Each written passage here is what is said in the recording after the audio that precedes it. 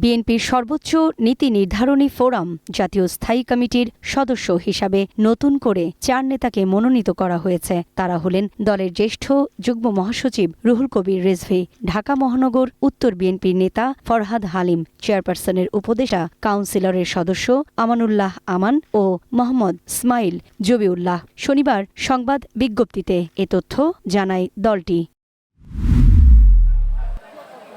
সিলেটের হযরত শাহজালাল দরগা শরীফে আজ শুরু হয়েছে দানের টাকা গণনা। সকাল থেকেই কড়া নিরাপত্তার মধ্যে দান বক্স ও ডেকচি থেকে টাকা সংগ্রহ করে মসজিদের আঙিনায় চলছে গণনার কাজ। পুরো প্রক্রিয়ায় উপস্থিত রয়েছেন সিটি কর্পোরেশন ও জেলা পরিষদ প্রশাসক, পুলিশ কমিশনার, পুলিশ সুপার, জেলা প্রশাসনের কর্মকর্তারা।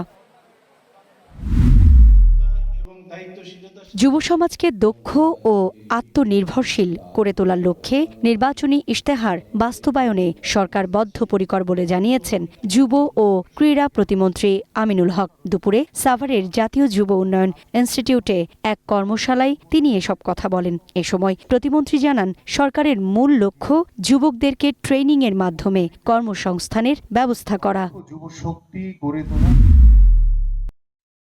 হাসপাতালে জনবল সংকট দূর ও সিন্ডিকেট নির্মূলের প্রতিশ্রুতি দিয়েছেন পানি সম্পদ প্রতিমন্ত্রী ফরহাদ হোসেন আজাদ। দুপুরে পঞ্চগড় আধুনিক সদর হাসপাতালের ব্যবস্থাপনা কমিটির আয়োজিত মতবিনিময় সভায় তিনি এসব কথা বলেন। এ সময় মানুষের স্বাস্থ্যসেবা নিশ্চিত করতে রাজনৈতিক মতপার্থক্য ভুলে ঐক্যের আহ্বান জানান এনসিপির উত্তরাঞ্চলের মুখ্য সংগঠক সার্জিস আলম।